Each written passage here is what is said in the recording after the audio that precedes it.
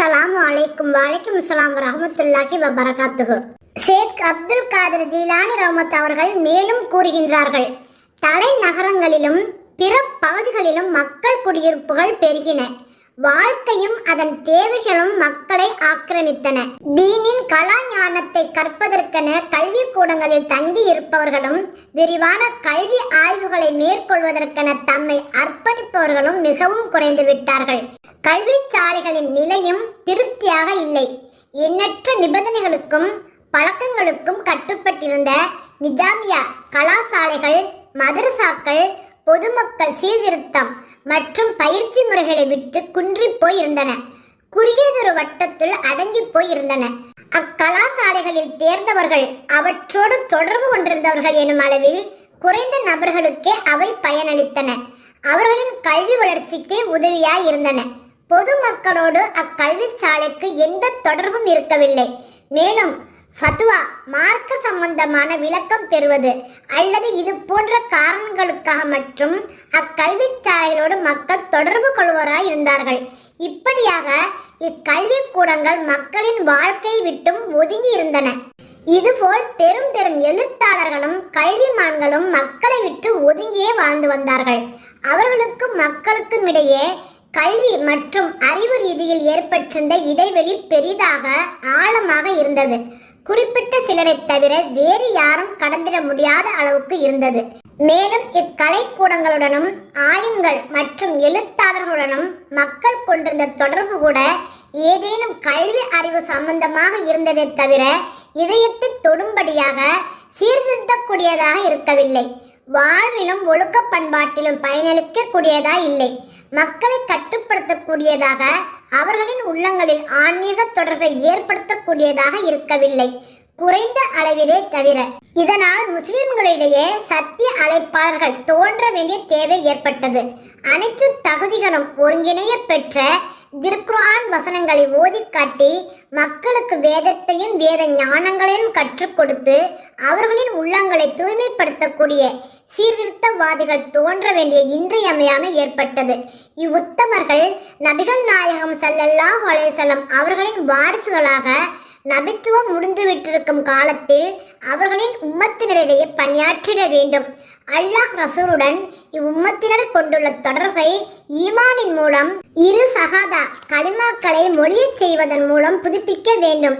செவியேற்றல், கீழ்ப்படிதல் மற்றும் மன இச்சைக்கும் சைத்தானுக்கும் மாறு செய்தல், பிரச்சனைக்குரிய விவகாரங்களை அல்லாஹ்விடமும் அவனுடைய தூதரிடம் மட்டுமே கொண்டு செல்லல், தாகுத்தை நிராகரித்தல் மற்றும் இறைவழியில் போராடுதல் ஆகியவற்றிற்காக நபிகள் நாயகம் ஸல்லல்லாஹு அலைஹி வஸல்லம் அவர்களிடம் இவ்வும்மத்தினர் செய்த உறுதி பிரமாணத்தை நினைவூட்டுவார்கள்.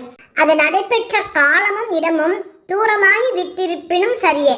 ஆனால் கலீபாக்களோ இத்தகைய சீர்திருத்த பணிகளை விட்டு பொடுப்போக்காக இருந்தார்கள். நாடுகளை வெற்றி கொள்ளல், வரி வசூல் செய்தல் ஆகியவற்றில் மட்டும் ஈடுபட்டிருந்தார்கள். தம்முடைய மற்றும் தம் பிள்ளைகளுடைய பதவிக்காக மட்டும் மக்களிடம் உறுதி பிரமாணம் வாங்கி கொண்டிருந்தார்கள். ஆலிம்கள் கூட இப்பணிகளை ஆற்றிட இயலாதவர்களாகி விட்டிருந்தனர். ஃபத்வா, மார்க்க தீர்ப்பு கொடுத்தல், உபதேசம் புரிதல், பாடம் நடத்துதல், நூல் எழுதுதல் போன்றவற்றில் ஈடுபட்டிருந்தார்கள். இந்த சீர்திருத்த பணிகளை ஆற்ற அவர்கள் விரும்பினாலும் கூட மக்கள் அவர்களுக்கு கட்டுப்பட்டார்கள் இல்லை. ஏனெனில் இந்த ஆலிம்களிடத்தில் வாய்மை, உலகப்பற்றின்மை, நபிமார்களின் பிரதிநிதிகள் என்னும் ரீதியில் பணியாற்ற முன்வருதல் ஆகிய பண்புகளை மக்கள் காணவில்லை, ஏதோ ஒரு சிலரை தவிர. இஸ்லாம் உடன்படிக்கையும் உறுதிமொழியும் கொண்ட மார்க்கம். அடியானுக்கும் அவனுடைய இறைவனுக்கும் இடையே சில கொடுக்கல் வாங்கல் தொடர்பினை கொண்ட மார்க்கம் எனும் உணர்வு பாமர மக்கள், விவசாயிகள் மற்றும் தொழிலாளர்கள் ஆகியோரிடத்தில், ஏன் பெரும்பாலான அறிஞர்களிடத்திலும் இஸ்லாமிய மாணவர்களிடத்திலும் கூட பலவீனப்பட்டிருந்தது. மக்கள் தங்களுடைய செயல்பாடுகளில் மட்டுமீறிய சுதந்திரம் பெற்றார்கள். கட்டுப்படாதவர்களாய், வரம்பு மீறிய அபிலாசைகள் கொண்டவர்களாய் ஆனார்கள். அவிழ்த்து விடப்பட்ட மிருக கூட்டம் போல் வாழலானார்கள். யாருமே அவர்களை கண்காணித்து ஒரு கட்டுப்பாட்டின் கீழ் கொண்டு வரவில்லை. அவர்களில் பெரும்பாலோர் வணக்க வழிபாட்டில் ஆர்வம் குன்றியிருந்தார்கள். இஹ்சான் எனும் நற்பண்பை, அந்தஸ்தை அடைய வேண்டும் உறுதிப்பாடெனும் ஒளியை ஈமானின் மகிழ்வினை பெற வேண்டும் எனும் ஆர்வத்தில் பலவீனப்பட்டிருந்தார்கள். ஊக்கங்கள் குன்றிவிட்டிருந்தார்கள். மனச்சான்றுகள் அணைந்து விட்டிருந்தன. இன்பங்கள் மன இச்சைகளில் பேராசையுடனும் பேராவலுடனும் மக்கள் மூழ்கினார்கள். இறைவனின் பாதுகாப்பை பெற்ற ஒரு சிலரை தவிர. நாம் மேலே கூறி வந்தது போன்று இஸ்லாமிய கிலாபத் என்னும் பெயரில் நடைபெற்ற ஆட்சி கிலாபத்தின் உயிரோட்டத்தையும் நபித்துவத்தின் அமானித பொறுப்பையும் பாழாக்கி விட்டன.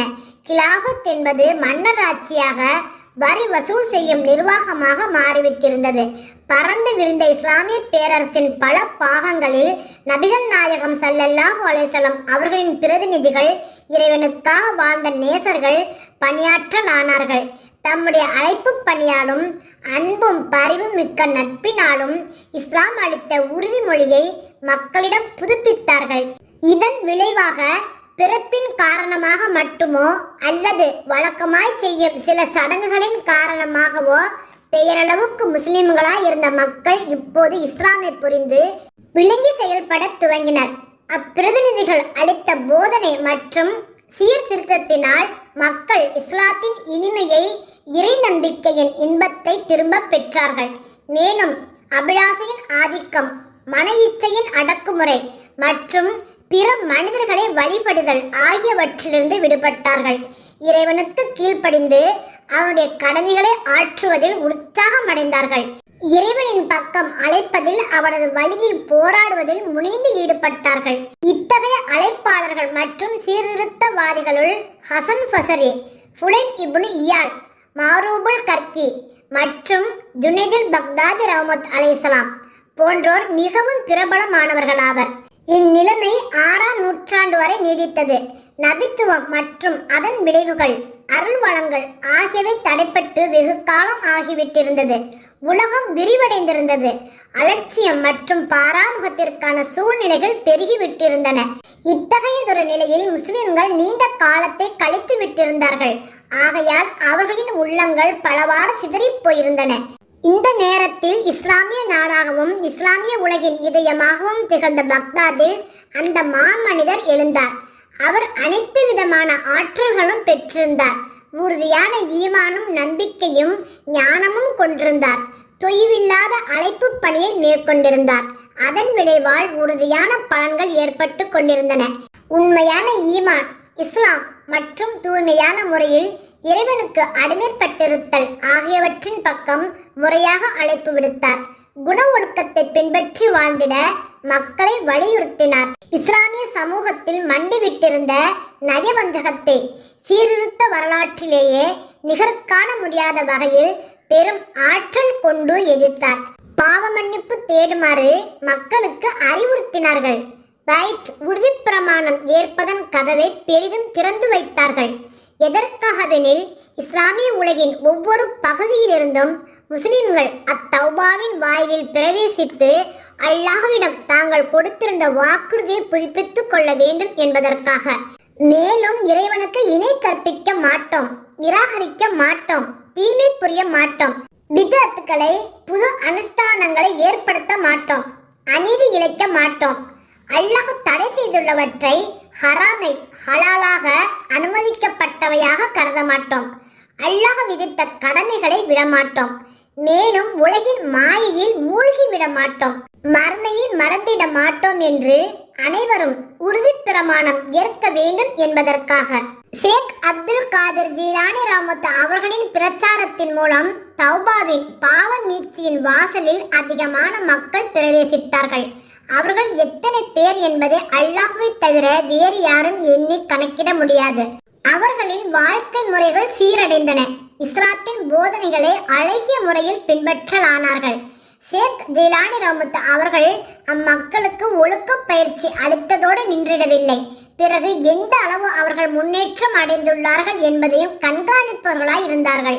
இவ்வாறு இறைவனுக்காக வாழ்ந்த அந்த ஆளுமிடம் வாய்மைமிக்க அடியாரின் கையில் பைத் செய்து ஆன்மீக பயிற்சி பெற்ற மாணவர்கள் தம் ஈமானை புதுப்பித்த பிறகு தம் மீது அது சுமத்தியுள்ள பொறுப்பினை பற்றி புதிய உணர்வை பெற்றார்கள். ஷேக் அவர்களுக்கும் அவர்களின் மாணவர்களுக்கும் இடையே ஓர் ஆழமான உறுதியான பிணைப்பு ஏற்பட்டது. அப்பிணைப்பு மாணவர்களுக்கும் ஆசிரியர்கள் மற்றும் பெரியார்களுக்கும் இடையிலான பிணைப்பை விட, படை வீரர்களுக்கும் தளபதிக்கும் இடையிலான பிணைப்பை விட, குடிமக்களுக்கும் அரசனுக்கும் இடையிலான பிணைப்பை விட மிகவும் உறுதியானதாய் திகழ்ந்தது. அது தீன் மற்றும் ஆன்மீக ரீதியிலான பிணைப்பு. என்றைக்கும் பலவீனம் அடையாது, உழன்று போகாது. அது ஓர் உறுதியான பிரமாணம். அது எப்போதுமே முறிந்து விடாது. பின்னர் ஷேக் அப்துல் காதிர் ஜீலானி ரஹ்மத்துல்லாஹி அவர்கள் அம்மாணவர்களில் நல்ல திறமையும் நேர்மை தவறாத நிலையும் பயிற்சி அளிப்பதற்கான நல் ஆற்றலும் யாரிடம் இருக்க கண்டார்களோ அவர்களுக்கு ஆசி வழங்கினார்கள். அம்மாணவர்கள் பூமியில் பல பாகங்களுக்கு பரவி சென்று மக்களை அல்லாஹ்வின் பக்கம் அழைக்கும் பணியில் ஈடுபட்டார்கள். மனித உள்ளங்களை பண்படுத்தினார்கள். சிர்க், இணைவைப்பு, பித்அத், நவீன அனுஷ்டானம் மற்றும் அறியாமை போக்கு, நயவஞ்சகம் ஆகியவற்றை எதிர்த்து போரிட்டார்கள். இதனால் தீனின் அழைப்பு பணி பரவலானது. இஸ்லாமிய உலகின் பல பகுதிகளில் ஈமான் மற்றும் இஹ்சானை போதிக்கும் மைய கேந்திரங்களும் மதரசாக்களும் உருவாயின. ஜிஹாத், புனித போர் பயிற்சி நிலையங்கள் நிறுவப்பட்டன. சகோதரத்துவத்தை போதிக்கும் கூட்டங்களுக்கும் ஏற்பாடு செய்யப்பட்டது. ஷேக் அப்துல் காதிர் ஜீலானி ரஹ்மத்துல்லாஹி அவர்கள் தம் அழைப்பு பணியில் சீர்திருத்த போராட்டத்தில் அரை நூற்றாண்டுக்கும் அதிகமாக தொடர்ந்து ஈடுபட்டிருந்தார்கள். எத்தகைய சூழ்நிலையில்? அங்கே சர்வாதிகார போக்கு கடுமையாகி விட்டிருந்தது. உளவுகளும் பிற நலங்கெடுக்கும் முயற்சிகளும் பரவி இருந்தன. மேலும் அரசியல் ரீதியான அழைப்புகள் கொடிகட்டி பறந்தன. அன்று அரசாங்கத்தை எதிர்ப்பவர் மீது ஈவிரக்கமின்றி கடுமையாக நடவடிக்கை எடுக்கப்பட்டது. ஆயினும் ஷேக் ஜீலானி ரஹ்மத்துல்லாஹி அவர்கள் செய்த விமர்சனத்தை கலீஃபாக்களும் தலைவர்களும் சகித்து கொண்டார்கள். அவர்களின் அதிகார போக்குகள், வாழ்க்கை விவகாரங்களை பற்றி ஷேக் அவர்கள் கண்டனம் செய்ததை கூட தாங்கிக் கொண்டார்கள். இதற்கெல்லாம் காரணம் இதுதான். ஷேக் அவர்கள் எந்தவித சந்தேகத்திற்கும் இடமில்லாத வகையில் வாய்மையுடனும் தூய்மையுடனும் வாழ்ந்தார்கள். கலீஃபாக்களும் தலைவர்களும் பேராசை கொண்டாடுகின்ற பொருள்களில் கஞ்சத்தனம் செய்கின்றவற்றில் ஷேக் அவர்கள் ஆர்வம் கொள்ளாதிருந்தார்கள். இஸ்லாமை ஏற்றுக்கொண்டவர்கள் மீது ஏன், மனித தர்மத்தோடு வாழ்ந்த அனைவர் மீதும் அன்பு கொண்டிருந்தார்கள். அனைவரின் நலனுக்காகவும் பாடுபட்டார்கள். இறைவனின் பக்கம் அழைப்பதில், சத்திய பாதையின்பால் வழிகாட்டுவதில் ஷேக் அவர்கள் முழுமையாய் ஈடுபட்டிருந்தார்கள். இஸ்லாத்தின் உயிரோட்டம், ஈமானின் சுடர், சத்திய அழைப்பிற்கும் போராட்டத்திற்குமான உத்வேகம் மற்றும் மன இச்சைகளை, மனத்தின் ஆதிக்கங்களை அடக்கும் பக்குவம் ஆகியவற்றை மக்களிடையே பாதுகாத்து வந்த பெருமையும் சிறப்பும் ஷேக் அப்துல் காதிர் ஜீலானி ரஹ்மத்துல்லாஹி அவர்களின் மாணவர்களுக்கும் கலீஃபாக்களுக்கும் பிரதிநிதிகளுக்கும் உண்டு. இதுபோல் அவர்களுடைய கலீஃபாக்களின் அடிச்சுவட்டை பின்பற்றி அதற்கு அடுத்த நூற்றாண்டுகளில் சத்திய அழைப்பு பணியும் சீர்திருத்த பணியும் மேற்கொண்டிருந்த மாபெரும் அழைப்பாளர்கள், சீர்திருத்த துறையினர், இமாம்கள், முன்னோடிகள் அனைவருக்கும் பெரும் சிறப்பு உண்டு. இவ்வுத்தமர்கள் இல்லையெனில் அரசு மற்றும் நாகரிகம் என்னும் வாகனத்தில் சவாரி செய்து கொண்டிருந்த உலக ஆதாய போக்கு இந்த சமுதாயத்தை விழுகிவிட்டிருக்கும். இந்த சமுதாயத்தினரின் உள்ளங்களில் குடிகொண்டிருந்த ஈமான் மற்றும் இறைநேசத்தின் தீப்பொறி அணைந்து விட்டிருக்கும். மேலும் முஸ்லிம்களின் படைகள் செல்லாத, இஸ்லாமிய அரசுக்கு உட்படாத தொலைதூர நாடுகளில் எல்லாம் இஸ்லாத்தை பரவச் செய்ததற்கான சிறப்பும் இவ்வுத்தமர்களுக்கே உண்டு. இவர்களின் மூலமே ஆப்பிரிக்கா, இந்தோனேசியா, இந்திய பெருங்கடலில் உள்ள தீவுகள் மற்றும் சீனா, இந்தியா ஆகிய நாடுகளில் எல்லாம் இஸ்லாம் பரவியது. இறைவனுக்கு அஞ்சுவோம், இறைவனின் கட்டளைக்கு கீழ்ப்படிவோம். அல்ஹம்துலில்லாஹ்.